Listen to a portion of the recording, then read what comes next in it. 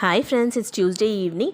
80s 90s கிட்டோட ஒரு ஃபேவரட்டான snack ரெசிபின்னு பார்த்தீங்கன்னா இந்த உப்பு உருண்டை தான். எத்தனை பேருக்கு பிடிக்கும்னு மறக்காமல் கமெண்ட் பண்ணுங்கள். அம்மா அடிக்கடி செய்வாங்க, ரொம்ப நல்லாயிருக்கும். இன்றைக்கி அதான் ஸ்நாக்ஸாக செஞ்சுருந்தேன். குட்டி பாப்பாக்கு எக்ஸாம்னால படிக்க வச்சு நைட் டின்னருக்கு சப்பாத்தியும் காரா பூந்தி குருமாவும் தான் ரெடி பண்ண போகிறேன். அதுக்கு ஒரு வானலில் ஒரு ஸ்பூன் எண்ணெய் சேர்த்து கொஞ்சம் கருவேப்பிலை, ஒரு பச்சை மிளகாய் சேர்த்துருக்கேன். 2 வெங்காயம் நல்லா ஃபைனாக சாப் பண்ணி சேர்த்து வதங்கினதுக்கப்புறமா 2 தக்காளியும் சேர்த்துட்டு அரை ஸ்பூன் கல்லுப்பு, ஒரு ஸ்பூன் இஞ்சி பூண்டு பேஸ்ட், ஒரு ஸ்பூன் மிளகா பொடி, அரை ஸ்பூன் மஞ்சள் பொடி, கொஞ்சம் கரம் மசாலா சேர்த்து கூடவே அரை டம்ளர் தண்ணி சேர்த்து வேக வச்சுக்கோங்க. இந்த பக்கம் ஒரு பேஸ்ட் அரைச்சிக்கலாம். ஒரு கைப்பிடி அளவு தேங்காய், ஒரு 6-7 முந்திரி பருப்பு, ஒரு ஸ்பூன் கசகசா, ஒரு அரை ஸ்பூன் சோமும் சேர்த்து நல்லா பேஸ்ட்டாக அரைச்சி அந்த வதங்கின வெங்காயம் தக்காளியோட சேர்த்துக்கோங்க.